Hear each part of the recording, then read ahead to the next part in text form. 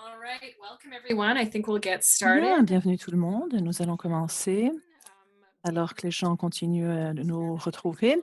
Bienvenue à tous et à toutes. Nous sommes très heureux de vous accueillir à ce troisième événement de la série Conversations en bioéthique canadienne. Cette série qui est organisée par la Société canadienne de bioéthique, the Canadian Bioethics Society, est généreusement parrainée, financée par le Conseil de recherche en sciences humaines du Canada. Alors, vous pouvez participer à la conversation de plusieurs façons. Nous sommes très heureux de proposer l'interprétation simultanée pour cette séance en anglais et en français. Nous avons du contenu en français et en anglais aujourd'hui. Donc, pour n'écouter que dans une seule langue, veuillez sélectionner l'icône interprétation au bas de votre écran, puis choisissez la langue d'écoute. Nous organiserons une période de discussion à la fin de la présentation. Cependant, vous pouvez poser une question à tout moment en utilisant la fonction questions-réponses au bas de votre écran. Vous pouvez soumettre votre question de manière anonyme ou non. Si vous souhaitez rester anonyme, alors n'oubliez pas de sélectionner l'option pour cela. Vous pouvez également partager vos réflexions sur cette session, suggérer des sujets pour les sessions futures en remplissant notre questionnaire. Le lien est affiché dans le clavardage dès maintenant et il le sera à la fin de la séance. En tout cas, nous voulons essayer de faire les choses afin qu'elles soient le plus utiles pour vous que possible. Sachez aussi que cette séance est enregistrée et qu'elle sera disponible sur le site Internet de la Société à la fin de la présentation. Maintenant, j'aimerais reconnaître que je me joins à vous aujourd'hui à partir du territoire du traité 6 et au sein des terres des Métis et de la nation métisse de l'Alberta, région 4. Je vous encourage tous à prendre un moment pour penser à la terre sur laquelle vous vous trouvez et aux peuples autochtones, y compris les Métis, les Mizinou et les autres ancêtres qui ont vécu sur cette terre et l'ont honorée pendant des siècles.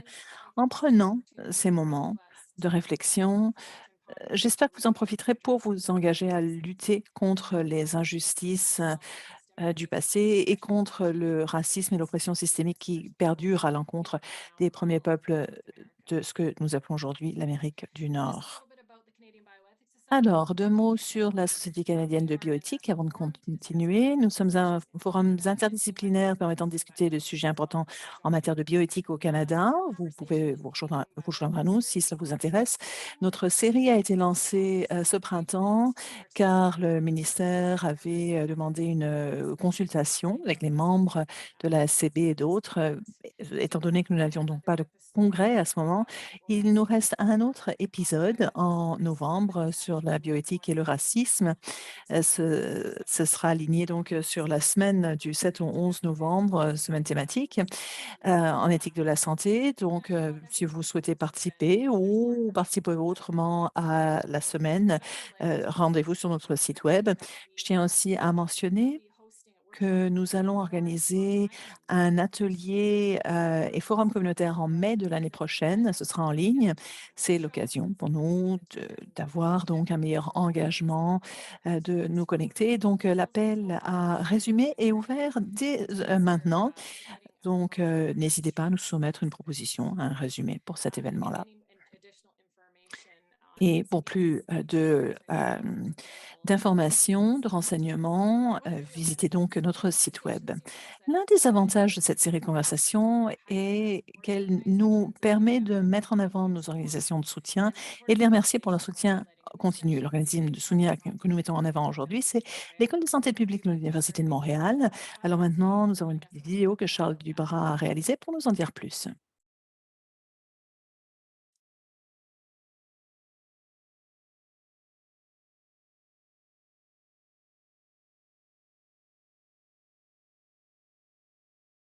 L'interprète s'excuse, nous n'avons pas le son.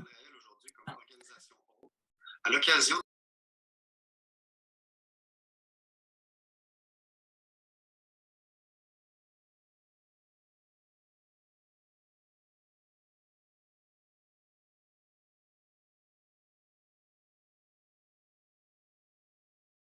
des professeurs et des étudiants dans 5 grands domaines.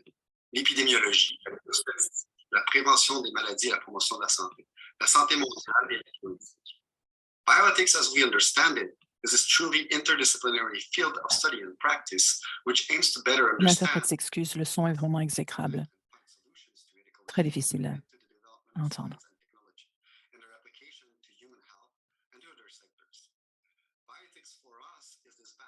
open to change and constantly evolving field which brings together people interested in clinical ethics, research ethics, health policy and public health ethics, but also animal ethics and environmental ethics.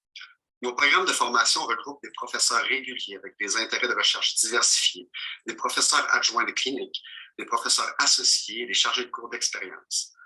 Toutes les personnes qui sont passionnées par la bioéthique et qui se penchent sur des questions éthiques liées par exemple à l'évolution des technologies de communication assistée, à l'aide médicale, à l'allocation des ressources limitées en santé, à la conduite responsable de la recherche, aux technologies pointant en génétique, intelligence artificielle, en neurosciences, à la gestion des bases de données, à la protection de la vie privée, aux mesures aux interventions de santé publique, au changement climatique ou encore en lien avec la promotion de l'équité, de la diversité ou de l'inclusion au sein de nos institutions scientifiques et établissements de santé. Au programme de bioéthique, on a aussi la chance d'avoir le support de partenaires exceptionnels parmi les employeurs potentiels de nos étudiants, des partenaires qui agissent souvent d'ailleurs comme les maîtres de stage, dans les comités d'éthique de la recherche, dans les hôpitaux, les centres hospitaliers universitaires, dans les CIS, les CHSLD, dans les centres de recherche, dans les comités d'agences gouvernementales. Ces interactions avec des personnes pratiquant la bioéthique à l'extérieur des murs de l'université sont d'une grande valeur pour nous et pour les étudiants de nos programmes. Se former dans des contextes où les problématiques éthiques sont bien réelles et où il y a un besoin concret de trouver des solutions qui fonctionnent.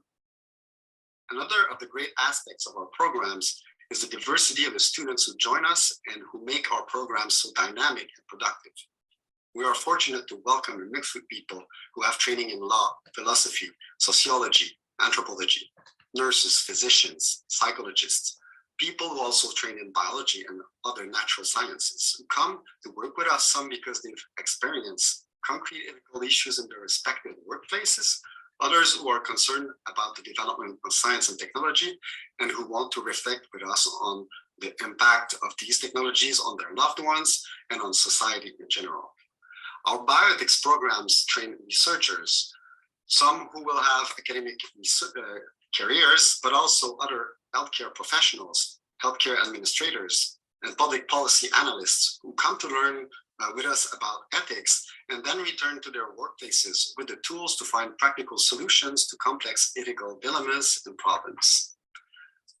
Pour répondre aux besoins et aux ambitions variées de nos étudiants, plusieurs cheminements sont offerts dans nos programmes. Au deuxième cycle, on a un micro-programme et un DESS, un diplôme d'enseignement supérieur spécialisé, qui peuvent être tous les deux suivis à temps plein ou à temps partiel. À temps partiel pour les personnes qui combinent, par exemple, les études avec d'autres responsabilités professionnelles ou familiales. On a la maîtrise professionnelle, qui inclut des stages d'observation active de la bioéthique dans différentes organisations. Et la maîtrise de recherche, plus traditionnelle avec mémoire, qui est le chemin le plus souvent emprunté par les personnes visant une formation de troisième cycle par la suite. On est d'ailleurs particulièrement fiers de pouvoir offrir à l'École de santé publique un programme complet de troisième cycle en bioéthique, le premier programme de doctorat au Canada spécifiquement en bioéthique. Chaque année, on admet en moyenne 25 à 30 étudiants au deuxième cycle et 3 à 5 étudiants au doctorat. On offre aussi depuis quelques années une mineure de premier cycle en bioéthique pour les étudiants qui désirent faire un baccalauréat par cumul de disciplines. L'autre nouveauté, on a récemment développé un partenariat avec des collègues de l'Université de Nantes en France dans le cadre d'un projet de maîtrise internationale en bioéthique qui vient réaffirmer le rôle de premier plan de notre université dans le développement et la promotion du champ de la bioéthique dans le monde de la francophonie. One of the great stories of our bioethics programs in recent years has been the success of the Canadian Journal of Bioethics, a bilingual, open access, no publication charge journal that was found 10 years ago through the leadership of our student association. The Canadian Journal of Bioethics is now supported by SSHRC's aid to scholarly journals and publishes high-quality material in a variety of formats, including peer-reviewed articles, commentaries, letters to the editor, book reviews, and other innovative formats. Our academic community is frequently engaged in the public sphere, where it contributes to encouraging open debates on the major ethical issues of our time. This place that bioethicists are taking or should take in the public sphere and how is the subject of the event that brings us together today, and that will undoubtedly call upon our reflexivity.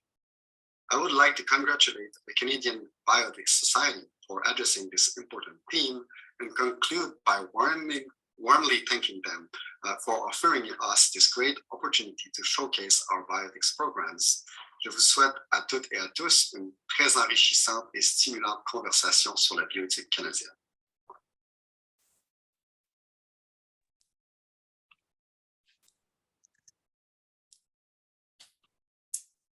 All right, thank you so much, Al. That was really Très bien, helpful. merci. C'était très utile et intéressant d'en savoir plus sur votre programme.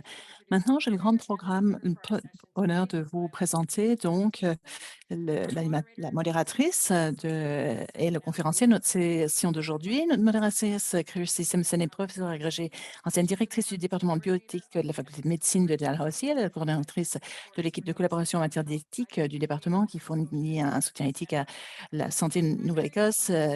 Ses principales responsabilités à ce titre comprennent l'éducation à l'éthique et le renforcement des capacités, l'élaboration et l'examen des politiques et soutien en consultation sur l'éthique clinique et organisationnelle. Christy a été présidente de la Société canadienne de bioéthique et présidente de l'Association canadienne des éthiciens en soins de santé praticiens. Notre conférencier, le Dr Joseph Stramando, est professeur agrégé de philosophie, directeur de l'Institute for Ethics and Public Affairs de l'Université d'État de San Diego. En outre, en 2022-23, M. Stramando sera titulaire de la chaire de professeur invité Hubert Meder en bioéthique au Centre Albert Nagy d'éthique des soins de santé de l'Université Saint-Louis. Ses recherches portent sur l'intersection entre l'éthique biomédicale et la philosophie du handicap. Plus précisément, il s'intéresse à la manière dont la bioéthique peut être recadrée en centrant les expériences vécues du handicap comme une source cruciale de connaissances morales qui devrait guider la pratique clinique, la recherche biomédicale et la politique de santé. Il a publié des travaux sur les sujets allant des procédures de consentement éclairé à l'éthique de la reproduction, en passant par les protocoles de triage en cas de pandémie, la neurotechnologie d'assistance. Ces travaux sont publiés ou apparaître dans des publications telles que The Hastings Center Report, Ethical Theory of Moral Practice et d'autres grandes revues scientifiques. Il travaille également au manuscrit d'un livre dont le titre provisoire est The Ethics of Choosing Disability. Je vous donne la parole, Christy, et je hâte de cette présentation. D'accord, merci, Catherine. Et j'aimerais moi aussi vraiment donc accueillir très chaleureusement notre présentateur, donc Joe Stramando, qui nous a encouragés à l'appeler Joe. C'est ce que je ferai pendant cette session. Et puis aussi, un très chaleureux accueil à vous qui nous rejoignez pour cette série de conversations. Si c'est votre première fois, bienvenue. Si vous avez participé aux autres sessions organisées par la Société, merci d'être revenu et j'espère que vous vous joindrez à nous pour la suite des événements aussi. Quant à moi, j'ai vraiment beaucoup de plaisir à avoir cette séance parce que c'est un titre vraiment qui évoque et qui provoque les bioéthiciens et le militantisme. Qu'est-ce que cela signifie? Effectivement, je me suis demandé pourquoi est-ce qu'on parle d'activisme, de militantisme plutôt que de promotion des droits, hein? Est-ce qu'il y a quelque chose là derrière? Et j'y reviendrai après donc que Joe a fait part de ses pensées. Je pense que cela nous interpelle aussi dans la communauté. Nous avons eu des conversations dans le passé sur la nature et les intersections justement entre la bioéthique comme domaine et le militantisme, la promotion des droits et les rôles respectifs dans ce grand domaine de la bioéthique. Sur ce, j'ai vraiment donc très hâte d'entendre ce que Joe a à nous dire aujourd'hui. Ces diapositives s'intitulent Comment le militantisme du handicap fait progresser la bioéthique du handicap. Et il a un article qui vient d'être publié. Je vous encourage à le lire aussi.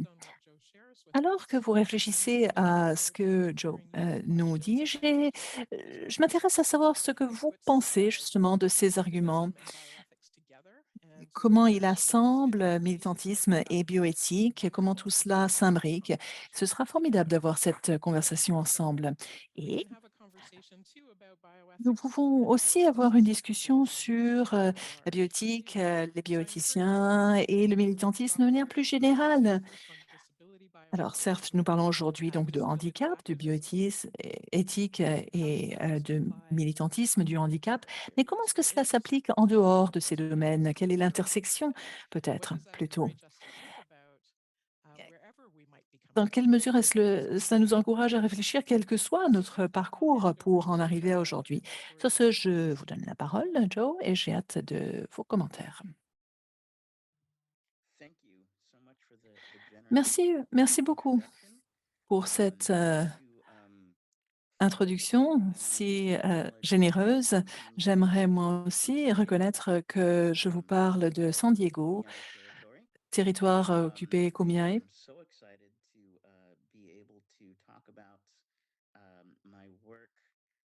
Je suis si heureux de vous parler de mes travaux, s'agissant notamment donc de militantisme et de bioéthique.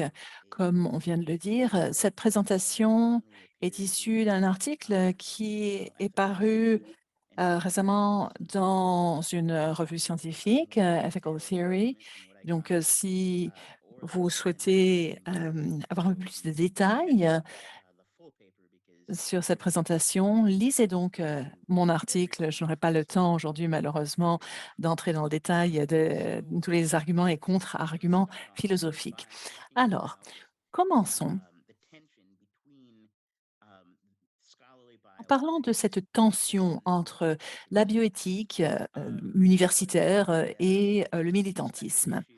Il y a eu un numéro spécial du journal de la revue Bioethics il y a quelques années qui a parlé du sujet de savoir si oui ou non les bioéthiciens devraient être des militants.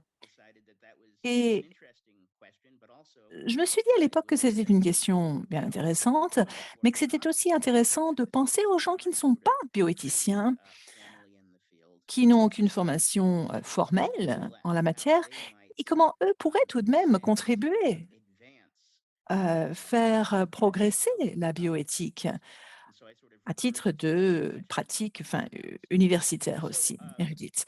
Et donc, j'ai posé cette question. Tout de même, j'aimerais commencer avant cela par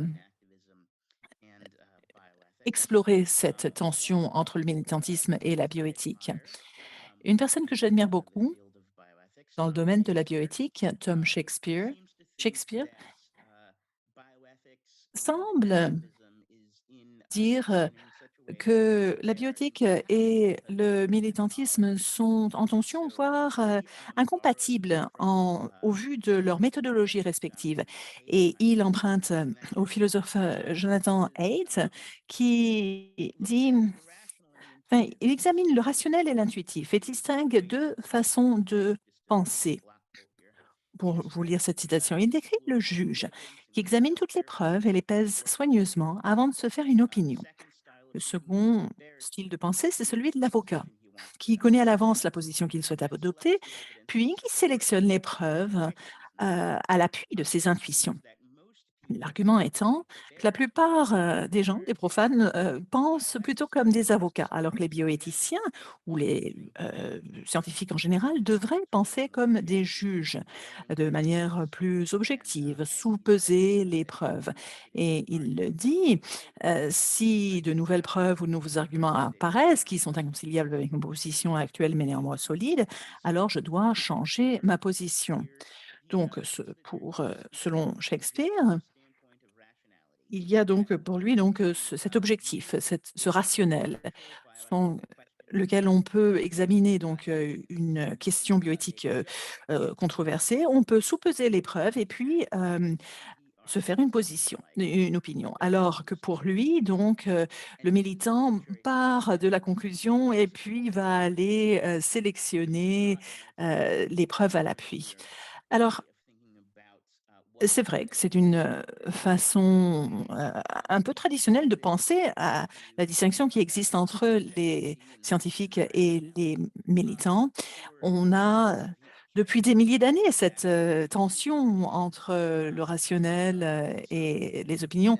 Si l'on retourne jusqu'à la tradition grecque, la méthodologie de la pensée. Et donc, si l'on pense maintenant à la tension entre la bioéthique et le militantisme, on peut songer à Peter Singer, qui est l'un des bioéthiciens donc, les plus renommés, qui parle de militantisme comme presque une menace existentielle pour la bioéthique, et ce depuis une trentaine d'années. Dès 92, j'avais 10 ans à l'époque, et pourtant je ne suis pas très jeune, Peter Singer disait: «Pris ensemble, ils équivalent à une attaque concertée, non seulement contre une position éthique particulière, mais contre la possibilité même de poursuivre l'éthique appliquée comme une enquête libre et critique.» Il parlait alors des militantes du handicap dans cet article paru dans Applied Philosophy. Et puis, à peine l'année dernière, il est revenu à répéter ce point de vue. Il décrivait alors cette nouvelle revue qu'il venait de créer, le Journal of Controversial Ideas. Nous avons décidé de créer une revue en réponse à cette menace existentielle du militantisme, dit-il. Il voulait donner un espace où publier des idées controversées qui ne pouvaient pas être annulées ou mises sous silence par des militants qui utilisaient une méthodologie, selon lui, incompatible, un peu comme l'affirme Shakespeare. Alors, moi, j'aimerais remettre en question cette idée selon laquelle il y a une incompatibilité de style ou de méthodologie au cœur du militantisme, de la tension entre militantisme et bioéthique ou activité scientifique de manière générale. Je dirais que même lorsque les militants du handicap agissent le plus clairement en tant que militants, et on pourra revenir là-dessus dans la séance de questions-réponses, est-ce qu'on parle de promotion ou de militantisme, il mais donc cette activité pragmatique du militantisme qu'ils sont, moi j'aimerais parler d'actions directes non violentes ou de désobéissance civile. Je dirais, j'affirmerais que même lorsque les militants du handicap, et même n'importe quel militant, on peut extrapoler à d'autres situations encore, même quand ces militants donc euh, agissent le plus clairement non pas en tant que juge avec, une approche, neutre, mais essaye plutôt de changer la dynamique, du pouvoir avec des activités non violentes, alors, ils ont tout de même quelque chose à ajouter de manière essentielle à l'activité de la bioéthique et de la science, et on ne devrait pas les juger comme étant en tension avec, ou comme travaillant, contre la bioéthique, scientifique, mais plutôt comme, y contribuant, et la raison pour laquelle je pense que c'est le cas, je le dis ici, c'est parce que je n'adhère pas à l'idée selon laquelle il existe un juge rationnel, heu, objectif, que l'on puisse s'occuper en tant qu'être humain. Je pense que nous avons tous une incarnation, socialement située qui est notre point de vue. C'est le site, le locus de notre épistémologie, de notre connaissance. Donc s'il n'existe pas de raisonnement de juge, étant donné que nous sommes tous des avocats avec différents niveaux de pouvoir, différentes incarnations, alors nous ne pouvons pas nous considérer comme étant des juges simplement parce que il se trouve que nous avons plus de pouvoir dans le système social. Bon, rien de tout cela n'est nouveau. Bien entendu, Charles Mills et autres ont des arguments similaires. Vous connaissez peut-être son article Ideal Theory as Ideology, qui a été publié il y a une vingtaine d'années. Il avait déjà ses arguments contre le mythe de l'impartialité. Il y a des travaux sur la justice épistémique par Miranda Fricker. Il y a tous les travaux du point de vue féministe, de l'épistémologie dans ce domaine, même l'éthique des soins s'aligne là-dessus. On essaie de remettre en question cette notion sur laquelle des personnes euh, comme Shakespeare, Huckling ou ses collègues en fait, disent qu'il y a effectivement, il peut y avoir un point de vue, une connaissance objective. Alors,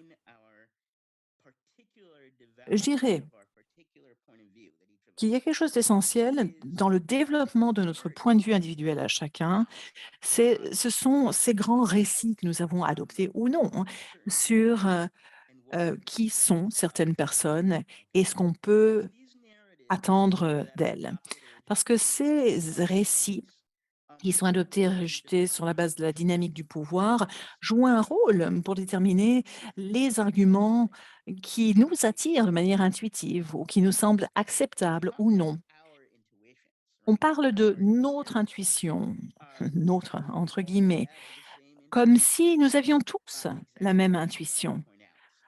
C'est exactement ce que j'essaie de vous dire. Enfin, selon moi, cela est faux. Donc, j'aimerais suggérer que le militantisme du handicap peut modifier la dynamique du pouvoir et fournir des contre-récits alternatifs qui nous donnent une vision un peu plus complète de qui sont les gens et ce qu'on peut attendre d'eux. Et que tout cela peut remettre en question ces intuitions très profondes, que peuvent avoir les gens qui ne sont pas, toujours examinées et qui sont des hypothèses non explorées, heu, qui deviennent ensuite des arguments soi-disant, rationnels qui sont prônés dans la bioéthique traditionnelle ou dominante. Alors voilà qui positionne donc, ma présentation d'aujourd'hui. Plutôt maintenant que, d'entrer dans le détail de tous les arguments, de Fricker, les théoristes donc, du féminisme, Charles Mills, j'aimerais, vous parler d'une intervention que j'ai trouvée très utile de Jacqueline Scully dans son livre de 2008, Disability Ethics, où elle affirme que chaque être humain est situé dans ce qu'elle appelle l'habitus. C'est un modèle d'être et de faire dans le monde que les gens acquièrent en s'habituant à un champ social particulier qui génère son propre système de règles tacites régissant les pratiques et les comportements. Elle affirme donc que notre habitus, nos intuitions sur le bien et le mal, ce qui pour nous paraît intuitivement barbare ou bon, eh bien, cela se développe dans le contexte social euh, incarné le développement psychologique et moral d'une personne. Ça se développe dans le contexte social de l'incarnation particulière d'une personne et n'est pas soumis à des processus délibératifs. On peut peut-être modifier, remettre en question l'habitus d'une personne, mais ce n'est pas quelque chose que l'on peut changer par des raisons de manière rationnelle, parce que cela existe en parallèle à ces processus de la raison et de la rationalité. Et donc voilà le point de départ. Et ce que j'aimerais suggérer, c'est que la bioéthique du handicap est à la base, si on veut qu'elle soit adoptée, eh bien, les personnes qui ont un habitus autre doivent pouvoir entrer en conversation avec les personnes qui ont cet habitus dominant. Heu, En d'autres termes, des personnes qui vivent avec, un handicap, qui ont une incarnation autre, qui ont, développé des intuitions différentes en raison de la manière dont elles interagissent avec le monde, avec leur situation sociale, leur incarnation. Eh bien, ces personnes-là doivent pouvoir, d'une manière ou d'une autre, entrer en conversation avec, des personnes qui ont cet habitus, sans handicap, qui ont des, modèles d'être et de faire dans le monde, qui s'imbriquent dans une certaine rationalité, dans une argumentation, raisonnée et qui fournissent donc des intuitions qui donnent lieu à des intuitions ou à des conditions de contexte très différentes. S'agissant donc de déterminer si quelque chose est aligné ou non sur, ce qui paraît absurde, illogique, ou barbare, comme le dit, Scully. Et donc, Scully, de son point de vue, dit que l'incarnation d'une personne influence son expérience du monde et qui à son tour influence ses intuitions morales. C'est vrai pour une personne vivant un handicap ou non. Mais certaines intuitions sont plus dominantes et donc certaines personnes qui ont une certaine incarnation sont plus dominantes, leurs intuitions deviennent plus dominantes. Et donc, nous sommes tous des avocats puisque nous travaillons avec nos intuitions, mais certains d'entre nous peuvent prétendre être des juges dans la mesure où nos intuitions s'alignent sur l'habitus dominant. Donc, ce n'est pas vraiment une question de rationalité, c'est une question de pouvoir. Et donc, il y a ce manque de correspondance, d'adéquation, avec ces raisons que les gens considèrent comme convaincantes quand elles sont incarnées de manière dominante, et donc qu'ils ont des manières dominantes et des intuitions dominantes, des manières de penser dominantes. Donc, inadéquation entre cela et d'autres qui pensent de manière atypique ou anormale quand ils réfléchissent à la moralité, comme Scully l'a dit. Donc, il s'agit des incarnations anormales qui génèrent au moins certaines dispositions morales qui s'adaptent maladroitement au schéma d'évaluation dirigé par l'habitus dominant. Donc, elle parle d'incarnation anormale, mais ce qu'on peut dire, c'est que cela s'applique à toutes les incarnations qui ne sont pas les incarnations socialement dominantes ou politiquement dominantes. Par exemple, les incarnations non blanches, les incarnations queer, les femmes et leur incarnation et leur contribution dans l'éthique des soins historiquement. Et donc, la position sociale peut déterminer votre intuition qui peut ou non s'adapter dans le schéma moral dominant. Et donc, vous avez ce petit dessin de ce cube qui essaye de s'adapter à un trou rond, un trou circulaire, qui illustre cette idée. Alors maintenant, je voudrais m'éloigner de Scully pour vous donner un certain espoir, parce que les gens qui ont une incarnation différente ont des intuitions différentes qui sont sujettes à débat, mais ça ne veut pas dire qu'on ne peut pas se parler entre nous. On ne peut pas, et qu'on ne peut pas trouver de terrain commun quand on n'est pas d'accord les uns avec les autres. Et ce que je peux dire, c'est que pour trouver ce terrain commun, il faut que ce terrain commun, en fait, soit créé. Et il ne faut pas supposer qu'il existe. Et donc, pour créer ce terrain commun, il faut le militantisme pour remettre en question l'intuition dominante et commune de ceux qui ont un habitus typique dominant. Et donc, là où le militantisme peut remettre en question cette culture dominante, c'est par le biais de l'éthique narrative, du récit. Et donc, Lindemann Nelson, professeur, qui était ma professeure en 2001, quelquefois elle utilise Lindemann ou Nelson, et elle a trouvé cette idée d'éthique narrative, d'éthique du récit pour trouver une manière de remettre en question les intuitions dominantes pour que celles-ci puissent s'intégrer dans des discussions avec des personnes qui ne sont pas dans des positions sociales dominantes.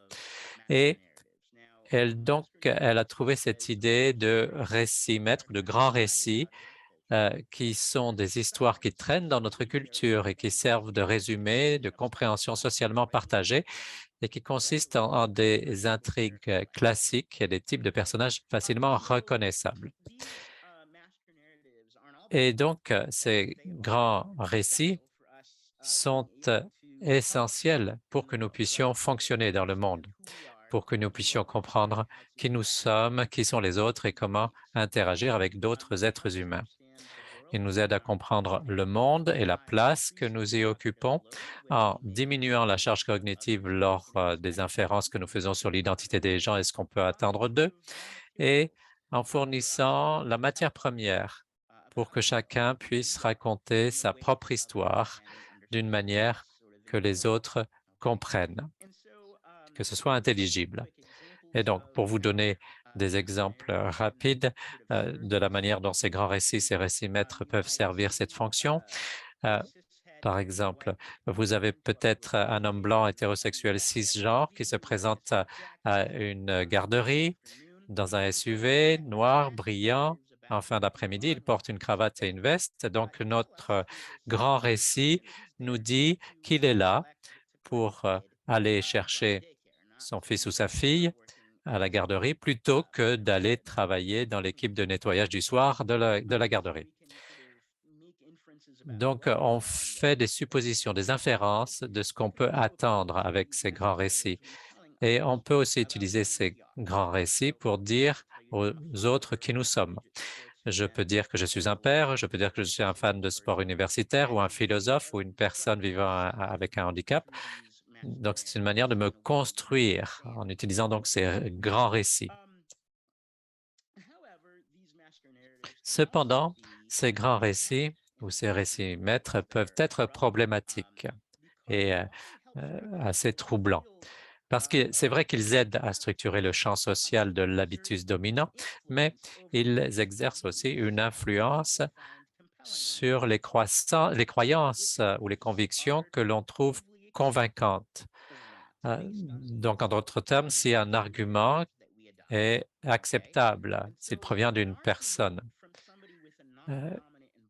si un argument provient d'une personne qui a un habitus non dominant, eh bien, cela repose sur des prémices qui peuvent être contredites par les grands récits dominants. Donc, aux États-Unis, il y a eu beaucoup de réactions à la violence policière et il y a un grand récit sur la police aux États-Unis et les situations dans lesquelles la police peut, de manière justifiée, utiliser la violence, que la violence est justifiée et même louée parce que les policiers sont les bons, les bonnes personnes. C'est le grand récit, le récit partagé que tout le monde a entendu quand on joue aux gendarmes et aux voleurs, par exemple. C'est les gendarmes qui sont les bons et lorsqu'ils sont représentés à la télévision ou dans les films. On considère les policiers comme des personnes bonnes qui protègent les autres et qui font des choses louables. Et donc, quand les militants de Black Lives Matter veulent remettre en question cela, ce récit, eh bien, les Blancs ont tendance à ne pas tenir compte et à rejeter cet argument. Et ils disent que les policiers ont le droit à l'autodéfense parce que leurs intuitions sont façonnées par ce récit dominant de qui sont les policiers et de ce qu'ils font. Et je dirais qu'il se produit quelque chose de similaire pour le handicap et le grand récit des personnes vivant avec un handicap dans l'histoire de la bioéthique. Il y a beaucoup de grands récits sur les handicaps, pas seulement un seul grand récit sur qui sont les personnes handicapées, mais un récit très commun et très troublant pour la bioéthique, c'est le grand récit de la pitoyable personne handicapée qui existe depuis très longtemps. C'est-à-dire que le handicap est fondamentalement et inévitablement une expérience de souffrance et que donc les personnes handicapées méritent notre pitié. Par exemple, le dieu grec Héphaïstos, qui est très intelligent, mais personne ne veut être Héphaïstos parce qu'il est infirme, il est laid et il a cette épouse Aphrodite qui le trompe effrontément. Donc, on a pitié pour Héphaïstos qui est amer de la situation. Donc, on a pitié pour cet infirme dans cette situation. Et puis, nous avons également le personnage du bossu de Notre-Dame, qui est inévitablement tragique, qu'il soit représenté par le travail, les œuvres classiques de Victor Hugo ou par le studio d'animation de Disney. Ce personnage est un personnage tragique et pour lequel on a pitié dans sa situation. Et puis, on peut aller un peu plus loin et parler du grand récit de la pitoyable personne handicapée qui serait mieux morte. Et là, on peut voir que ces grands récits tombent sous la critique de certaines bioéthiques, mais que l'on retrouve chez certains savants et bioéthiciens.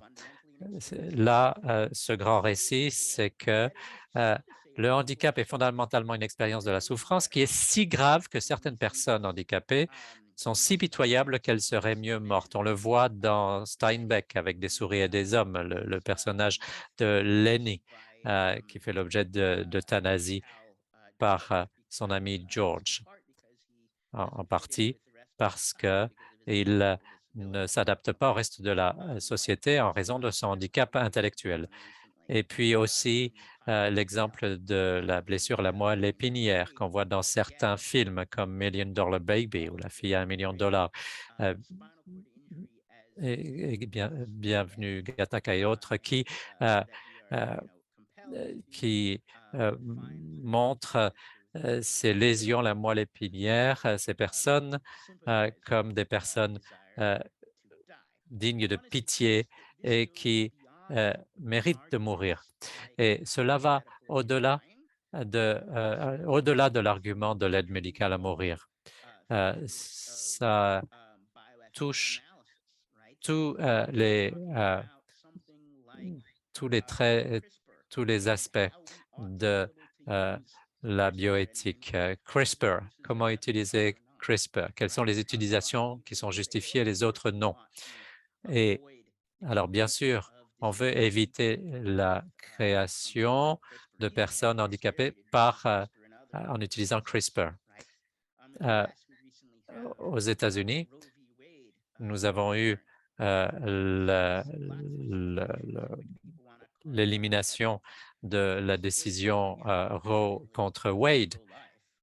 Donc, ces personnes qui sont supposément pro-vie et qui veulent protéger le fœtus. Et pourtant, quand on parle de handicap, là, l'argument change parce qu'un handicap, c'est pitoyable et c'est tragique, d'après ce grand récit. Donc, ce dont je parle ici, les implications, en fait, ne se limitent pas à une seule préoccupation, à un seul enjeu bioéthique. Voilà, c'est ce que je voulais dire. Alors, ces grands récits sont liés à la bioéthique. La bioéthique a adopté la pitié comme une vertu, dans un certain sens. Alors, ce n'est pas explicite. La pitié n'est pas quelque chose qui est évoqué comme un principe, mais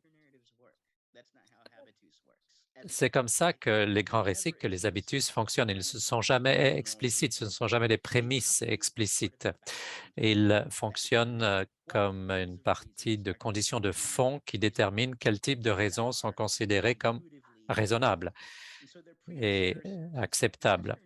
Et donc, c'est prédiscursif.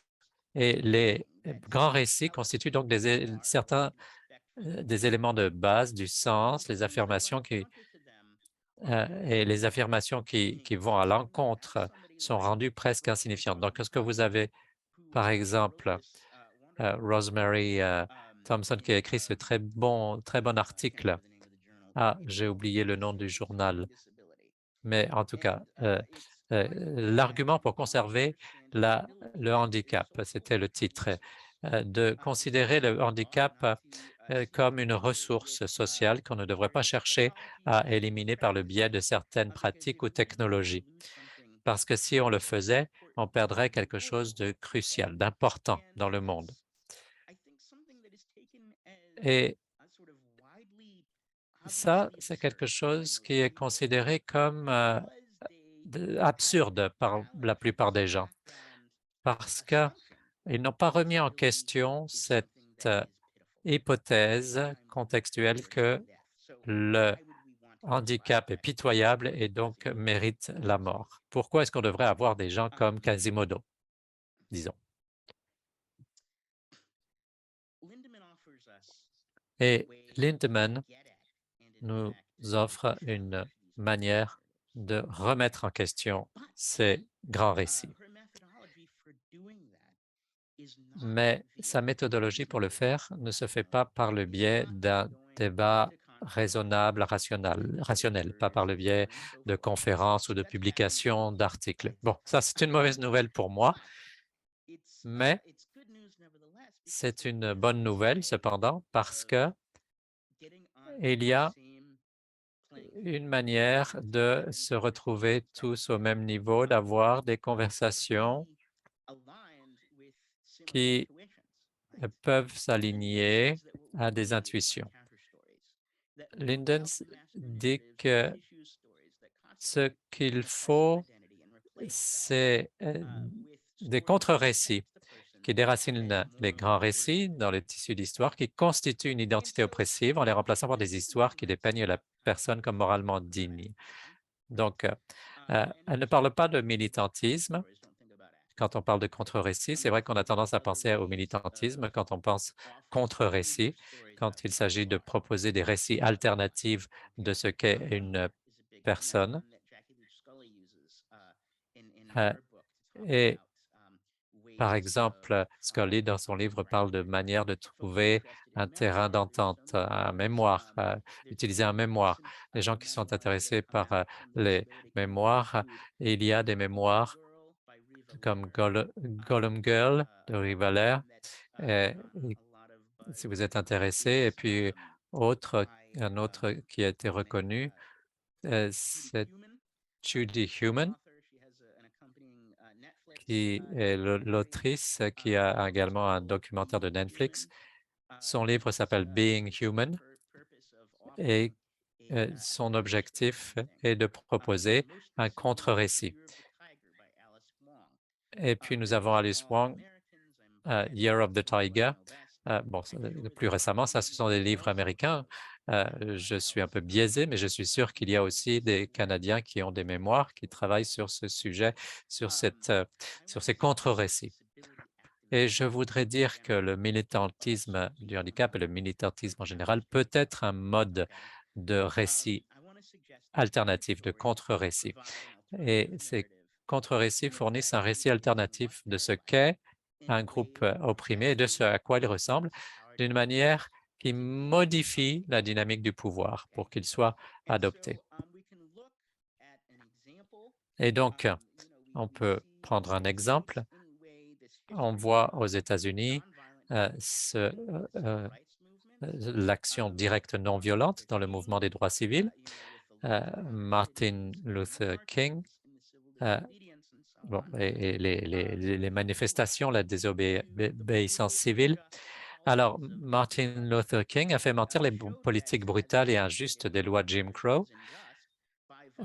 Il a dit, par exemple, que la ségrégation au comptoir des restaurants n'était pas juste et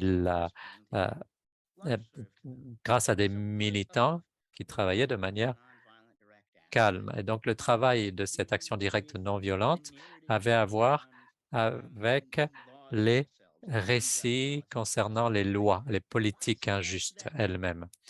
Mais ce que je peux dire, c'est que ce que Martin Luther King faisait dans les années 60, c'est aussi un travail de récit sur l'identité des Noirs, la construction de l'identité des Noirs et de ce à quoi on peut s'attendre de leur part pour remettre en question les politiques suprémacistes blanches. Et ça, ce n'était pas possible de le faire avec une argumentation raisonnée. Ça devait se faire à un niveau différent, le niveau intuitif, le niveau de l'intuition. Alors, les Noirs subissaient des abus dans les restaurants, dans les rues, et les militants étaient, eux, réfléchis, calmes, déterminés. Tout le contraire des représentations racistes de siècles de grands récits suprémacistes blancs de l'identité des Noirs.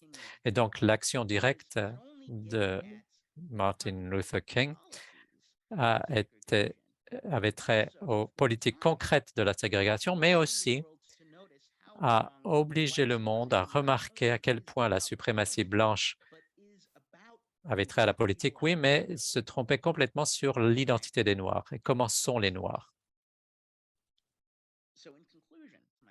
Donc, en conclusion, pour mon exposé d'aujourd'hui, je voudrais dire que c'est le travail que font les militants du handicap qui peut toucher donc la bioéthique et le monde en général. Les activistes des personnes handicapées ou les militants peuvent perturber les relations de pouvoir et les grands récits qui déforment l'identité des personnes vivant avec un handicap, et en particulier le grand récit de la pitoyable personne handicapée qui serait mieux morte. Et voici en fait une photo de personnes qui sont en fauteuil roulant et qui bloquent une intersection dans une rue à Seattle, je crois. Et l'exemple ici, c'est que bloquer cette avenue, Independence Avenue, avec des fauteuils roulants électriques, remet en question l'idée que les personnes vivant un handicap sont pitoyables. Cela force au moins une partie du public à réagir et à reconnaître qu'il y a un fossé entre le grand récit de la pitié de la personne pitoyable, d'une part, et les réalités vécues du handicap. Il est très difficile de plaindre quelqu'un qui utilise délibérément son fauteuil roulant électrique de 300 livres pour bloquer votre trajet. On peut les admirer, on peut être énervé, irrité, on peut ressentir une certaine anxiété pour arriver à l'heure quelque part en tant qu'automobiliste. On peut avoir de la colère, mais on n'a pas de pitié. On ne ressent pas de pitié. Et donc, les militants eux-mêmes ici ne sont pas entravés par leur fauteuil roulant. C'est plutôt les automobilistes qui le sont. Donc, l'idée, c'est qu'il faut remettre en question les intuitions enracinées de qui sont les personnes handicapées, et ce par le biais de différents types de militantisme qui remettent en question les habitus dominants sur les personnes handicapées et donc les arguments qui sont considérés comme acceptables et qui attirent le grand public. Et c'est par ce travail que le militantisme du handicap, en remettant en question ce grand récit, a une fonction pour reconstruire l'identité pour les personnes handicapées, de manière à ce que quand la bioéthique intervient, l'attitude de la bioéthique prend en compte ces arguments, des arguments qui vont à l'encontre du grand récit oppressif qui décrit comment les personnes handicapées existent tout simplement et que ce ne soit pas rejeté comme des vœux pieux. Donc, voilà ce que j'avais à dire, principalement aujourd'hui. Il y a plus d'informations sur les diapos et dans mon article, mais je voudrais laisser suffisamment de temps pour le débat. Alors, je m'arrête de parler.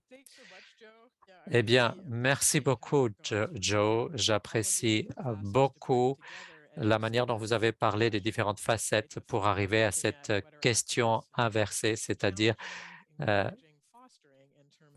si les militants peuvent remettre en question les points de vue des bioéthiciens. Alors que l'auditoire réfléchit à ces questions pour Joe, et je vous encourage à les saisir dans la fonction de questions-réponses, moi, je me positionne dans cette communauté bioéthicienne canadienne et je vais essayer de réfléchir au lien entre le militantisme et la bioéthique parce que vous posez la question du terrain commun, de la base commune, de trouver un terrain commun. Et je dirais que les bioéthiciens ou les éthiciens qui travaillent dans les hôpitaux, dans ceux qui pratiquent dans les établissements de soins de santé, ils pensent à la manière de trouver un espace pour réfléchir à nos intuitions, à nos hypothèses, etc. Et cependant, vous avez mentionné que ces grands récits sont très puissants comme contexte, quelle que soit notre position dans le monde. Peut-être que nous sommes plus ou moins capables de reconnaître là où les grands récits nous influencent ou non. Mais en particulier, ce que vous avez dit sur le pouvoir et que le pouvoir intervient dans tout ça. Et dans le contexte de la bioéthique au Canada, que ce soit avec la Société canadienne de bioéthique, que vous soyez plutôt orienté vers l'université ou vers la pratique en termes de travail de bioéthique, eh bien, il y a eu cette discussion sur notre identité. Qui sommes-nous quand nous faisons du travail de bioéthique? Et cela lié à la question du récit. Quels sont les récits que nous nous disons quand nous travaillons et dans notre travail? Et quels sont les récits dans lesquels on essaye de nous mettre? Et donc, en tant que bioéthicien, j'ai tendance à dire qu'on a tendance à résister activement au fait qu'on nous mette dans un récit, dans le contexte d'un récit, qu'on veut faire quelque chose de différent. Mais dans ce domaine, par la nature même de la bioéthique, il s'agit de poser des questions difficiles et de s'engager et de voir quelles sont nos intuitions morales et nos valeurs et de reconnaître que quelquefois, en tant que bioéthicien, vous avez le pouvoir de soulever ces questions et de créer ces espaces auxquels pourraient participer les militants et que ces contre-récits puissent faire partie de la conversation. Mais aussi, reconnaître que le pouvoir a une incidence sur ce qu'on peut faire ou non, ce qu'on peut dire ou non, que ce soit dans un processus révisé par les pairs ou dans un contexte hospitalier. Et donc, ça me fait penser en fait un peu plus à quels sont les grands récits sur le militantisme, quelles sont les images que les gens ont en tête. Et j'aime beaucoup cette image que vous avez donnée des personnes en fauteuil roulant qui bloquent un carrefour, une intersection. C'est vraiment un exemple fort. Et donc, quand on pense aux différents grands récits et contre-récits du militantisme et de la bioéthique, je dirais qu'au Canada, on pense au pouvoir. Si vous êtes bioéthicien, est-ce que vous êtes obligé à changer ce récit et ces mécanismes? Et donc, il s'agit de réfléchir à tout cela, tous ces aspects.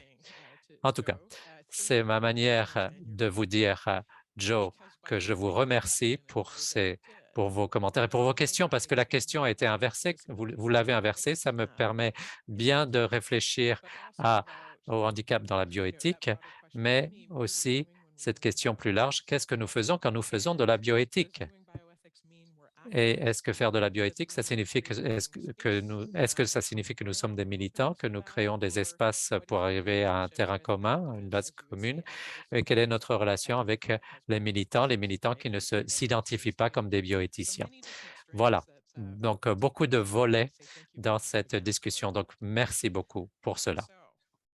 Tout cela étant dit, donc, je vois qu'il y a des questions qui nous ont été posées par le public et je vais, à mesure que je les explore, vous demander, Joe, de nous parler de tout cela. Alors, une question intéressante pour lancer le débat, c'est justement, s'agissant de vos arguments et la manière dont vous avez cadré votre discussion à ce sujet, est-ce qu'il nous faut vraiment bien avoir une bonne idée de ce que c'est que le handicap pour pouvoir, si nous voulons nous engager dans cette discussion? Heu, une théorie claire du handicap, de ce qu'est le handicap? Non, je ne pense pas vraiment en fait. Je pense, qu'il a été écrit bien des choses, à explorer un modèle précis, du handicap, modèle médical, modèle social, modèle de minorité. Si le sujet vous intéresse, je vous indiquerai l'un des meilleurs survols de la question. Le premier chapitre de Elizabeth Barnes, Minority Embodying, elle y explore le paysage de la théorie du handicap avant d'élaborer ce qu'elle appelle sa propre, je crois, sa vue constructiviste modérée. Je dirais que dans le cadre de mon argument, il n'est pas nécessaire de s'être fait une vue approfondie de ce que c'est que l'ontologie du handicap, ce qu'est le handicap vraiment. Et la raison pour laquelle je dirais que ce n'est pas nécessaire d'en avoir une approche bien particulière, c'est qu'après tout, on parle d'identité narrative. Et l'identité narrative, ça n'est jamais aussi précis que cela. Il s'agit en fait d'histoires qui sont construites de manière sociale, qui intègrent toutes sortes d'éléments de vie, des éléments de groupe aussi. Et donc, quand on parle de, par exemple, donc, du grand récit de la personne handicapée pitoyable, c'est un stéréotype en soi. Et donc, si on veut réfléchir à cela, remettre cela en question, il n'est pas vraiment besoin d'avoir une théorie qui dirait, eh bien, cela, ça s'applique, ce grand récit à quelqu'un qui vit avec tel syndrome neurodégénératif, mais pas qui soit daltonien, qui s'applique à quelqu'un, ça s'applique à quelqu'un qui a une lésion de la moelle épinière, mais pas quelqu'un qui s'identifie comme personne sourde. Alors, cette question justement de qui compte comme étant handicapé, peu importe dans les grands récits. Les grands récits fonctionnent au niveau vraiment de l'énorme simplification, de la sursimplification. Et donc, si on remet en question les grands récits, ce serait vraiment idiot de s'embourber dans ces questions, de savoir ce qui compte comme handicap, ce qui ne compte pas. Bien sûr, ces discussions théoriques peuvent avoir une certaine importance quand vous proposez des arguments en termes donc de rationnel, de raisonnement. Quand on a identifié cet habitus commun et que l'on y ajoute des intuitions, l'aligner là-dessus, quand je vous disais donc quels sont les arguments que l'on trouve intuitivement attirantes, alors à ce moment-là, on peut avoir des discussions sur ce qui compte comme handicap et ce qui ne compte pas. Mais on ne peut pas arriver à là avant de faire ce travail narratif, une partie de ce travail narratif. Par exemple, je mentionnerai l'affaire Terry Shiloh aux États-Unis. C'est quand j'étais un petit bébé bioéthicien. Ouais, j'étais en études postsecondaires et il y a eu cette controverse sur cette femme qui vivait dans un état végétatif suite à une blessure cérébrale et il y avait une controverse. Est-ce qu'on devait considérer euh, qu'on agissait donc de manière invasive avec des mesures extraordinaires et est-ce qu'on devait ôter ça à quelqu'un qui n'était pas vraiment en vie? Par- Et alors, dans la communauté du handicap, il y a des gens qui eux-mêmes utilisent des tubes pour se nourrir. Et là, on ne dit pas que c'est invasif et que ce sont des moyens extraordinaires pour nous maintenir en vie. C'est simplement comme cela qu'on mange. Et est-ce que c'est si grave que cela?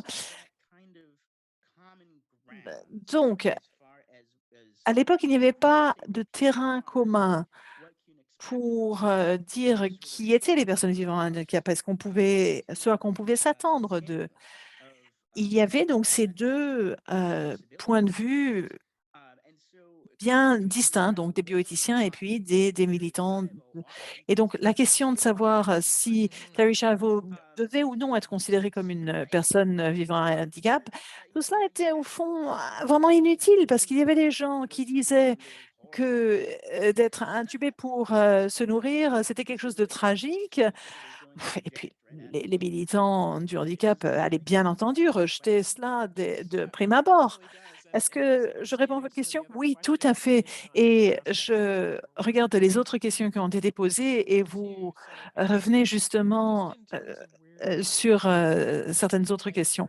Justement, pour revenir là où vous venez de vous interrompre et pour ce point donc, du terrain d'entente, j'ai une question là-dessus, puis j'aurai une autre question qui reviendra sur le militantisme. On va faire des va-et-vient. Alors, il y a une question donc sur le terrain commun à savoir. Donc, si le militantisme peut ou doit aider à créer ce terrain commun entre différents habitats, est-ce que cela signifie que non seulement les puissants, mais aussi les opprimés doivent être prêts au compromis pour arriver à un tel commun d'entente?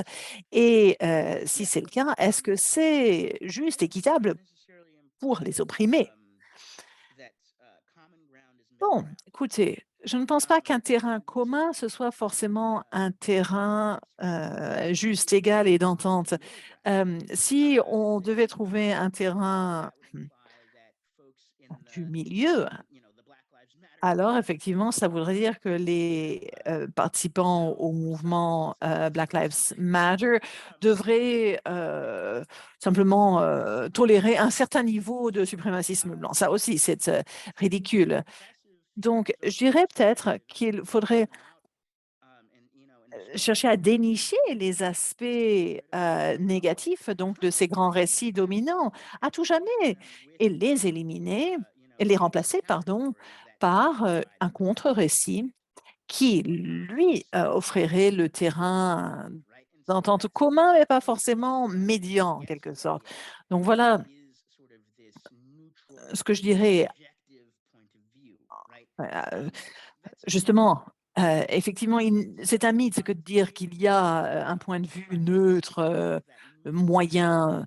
Donc, de dire qu'on devrait trouver ce point de vue neutre en nous rencontrant à mi-chemin, ce serait aussi nuisible que de dire que les puissants ont déjà trouvé ce point de vue neutre et objectif. Oui, absolument. Et j'ai vraiment beaucoup apprécié cette question parce que ça nous permet de distinguer justement, et je pense que vous le faites dans votre article. Oui, et justement, et vous avez déjà mentionné cela un petit peu, mais est-ce que tous les militantismes remettent en question les grands critères dominants et sinon, est-ce qu'il y a des critères pour le militantisme qui permettraient de faire progresser la bioéthique? Oh là là. Bon. Est-ce que tout militantisme perturbe forcément les grands récits dominants? Ça soulève la question de savoir ce que nous considérons comme étant du militantisme. Ma réaction intuitive, c'est de dire que tout militantisme qui mérite son nom perturbe les grands récits. Et si ce n'est pas le cas, alors ce n'est peut-être pas du vrai militantisme, un militantisme véritable. Oui, en fait, je veux bien m'hasarder et dire qu'effectivement, que si on veut vraiment pouvoir considérer quelque chose comme étant du travail militant, il faut remettre en question la dynamique de pouvoir, être à l'écoute des disparités de pouvoir et rééquilibrer, arriver à un meilleur équilibre entre les personnes ayant des positions sociales de pouvoir différentes. Si on veut vraiment avoir le nom de militantisme, de militant plutôt qu'autre chose. Il y a un militant du handicap aux États-Unis, Andy Imperato, à qui je me suis un peu liée d'amitié au fil des années. Et il a fait une présentation à un congrès auquel j'ai assisté et il a dit que le mouvement du handicap doit, selon lui, s'éloigner d'une mendicité sophistiquée.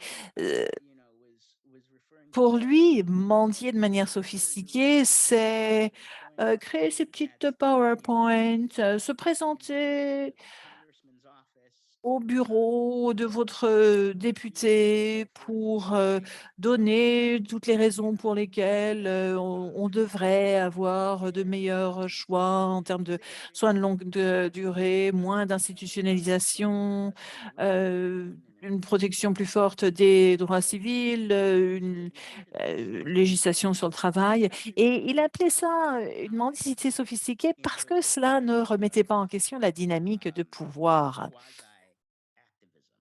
C'est pour lui du quasi-militantisme. Il disait qu'il nous faut en fait trouver des façons d'exploiter le pouvoir de la communauté du handicap, peut-être via notre pouvoir de vote, comme étant en étant vu comme vraiment un groupe d'électeurs, donc ayant un réel vote électoral auquel les hommes politiques doivent prêter attention et envers qui ils doivent être responsables, ou par d'autres types de militantisme qui permettrait de rééquilibrer ces dynamiques de pouvoir très disparates.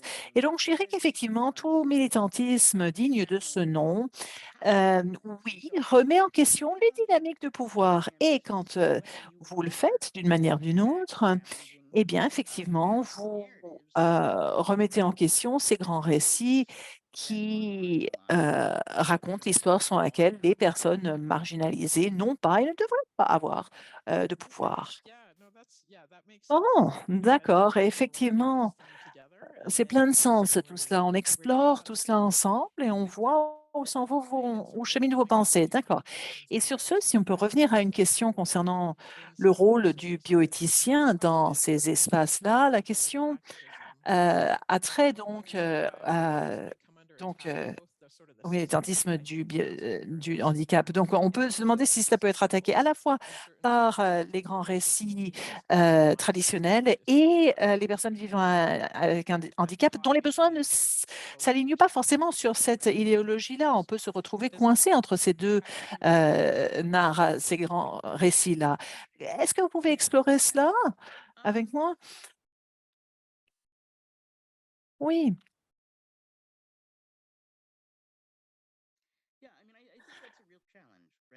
Oui, c'est vrai, c'est pas évident. Le bioéthicien, et tout dépend de ce que vous entendez par bioéthique. Si vous parlez de savant bioéthicien, la réponse est peut-être plus simple. S'agissant donc de publier un article, de donner une présentation, alors on peut tout à fait commencer par établir ces hypothèses et puis identifier un terrain d'entente, éliminer peut-être les contre-récits avant d'entrer dans son argument. On peut, par exemple, dans le cas Terry Shiver, rédiger un article en disant J'accepte que cela ne représente pas un moyen extraordinaire, c'est simplement une façon de s'alimenter, d'être intubé. Et néanmoins, parlons d'autres problèmes dans l'analyse de cette affaire. C'est peut-être un peu plus compliqué quand on fait du conseil bioéthique clinique parce que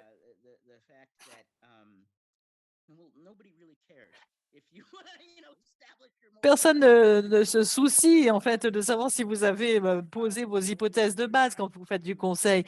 Ce que vous essayez de faire dans cette situation-là, c'est de trouver une solution à un problème qui ne nuit à personne ou en fait qui minimise le tort dans une situation donnée. Et donc, je ne sais pas. Si on essaie de s'imaginer dans une situation comme l'affaire Chaiveau, il y a peut-être un peu d'espoir de se dire effectivement, si je mets de côté ces grands récits capacitistes sur ce que c'est que le handicap, ce que cela signifie, ce que sont les personnes handicapées, et que j'essaie en fait de trouver simplement une solution à cette affaire, alors peut-être qu'il s'avérera que je suis plus à l'écoute de la situation des parents de Terry Schiavo, par exemple, et que je la considère comme une personne de plein droit avec laquelle les parents souhaitent continuer d'avoir une relation, peu importe ce que vous souhaitez Andrew Shiver, etc., etc. Mais tout de même, dans le cadre de la législation existante, eh bien, Andrew avait le droit de déterminer du sort de son épouse, avait l'autorité juridique de lui ôter donc les soins qui la maintenaient en vie. Et donc, j'aurais à expliquer cela aux parents, à leur expliquer, voilà, eh bien, que c'est la dynamique des pouvoirs du moment, qu'on le veuille ou non. Donc voilà quelle serait peut-être la façon de procéder. Si l'on reconnaît simplement le fait qu'effectivement on se retrouve coincé au milieu entre ces deux récits, et ça peut peut-être alors c'est une façon donc de reconnaître le contre-récit tout en reconnaissant que le récit dominant nous contraint d'une certaine manière. Très bien. Oui, parce qu'une autre personne a posé la question être militantisme dans l'institution quand vous êtes employé ou quand vous êtes une personne externe. Et là, en fait, il y a des contraintes dépendamment de là où vous êtes situé d'une certaine manière. Mais ça ne veut pas dire qu'on ne peut rien faire. On ne peut pas dire qu'on ne peut rien faire. On ne peut pas s'engager ou créer cet espace ou faire ces efforts. En tout cas, il faut être conscient de ces dynamiques de pouvoir. Alors, très bien. Et puis, je voudrais dire que pendant votre exposé, un des membres de l'auditoire posait une question sur le militantisme dans une perspective de handicap et le militantisme dans d'autres perspectives, race, classe, etc. Et ensuite, vous avez répondu à la question au cours d'une des diapos suivantes concernant les différentes perspectives et l'intersection entre ces perspectives. En tout cas, j'apprécie que vous ayez anticipé ce type de questions. Nous avons une autre question concernant le militantisme. Quand on pense du point de vue d'un handicap physique et d'un handicap invisible ou non visible, les différentes situations dans lesquelles les gens pourraient être,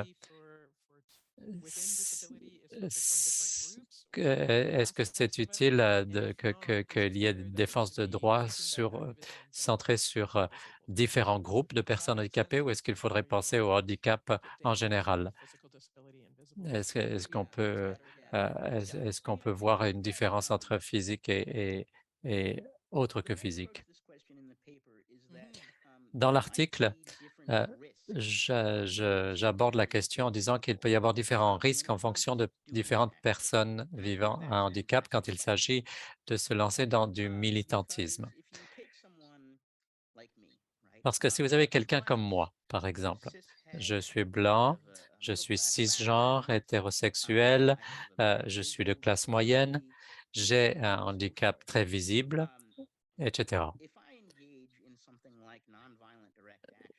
Si je m'engage en action directe non violente, cela va représenter pour moi beaucoup moins de risques que pour une personne pauvre, queer ou noire ou qui a un handicap non visible, etc.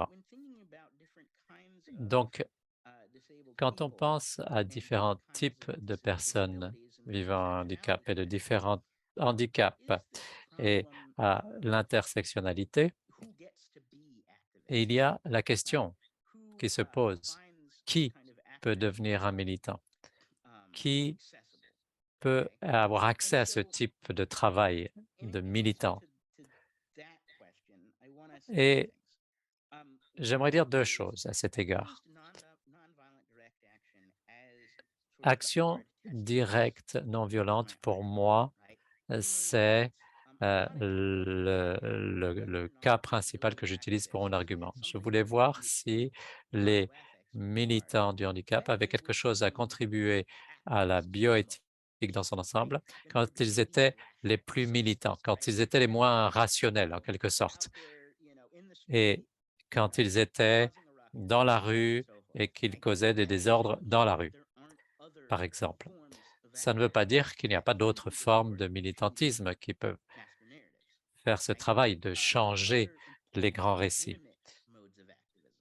Il y a d'autres modes de militantisme qui sont légitimes. Alice Wong, par exemple, qui a ce nouveau livre, je dirais qu'écrire le livre son livre de la manière dont il a écrit, c'est une manière d'être militante. Une personne qui n'a pas, qui a un handicap non visible, ou mon ami Kath Montgomery, qui a un blog sur le handicap aussi, ou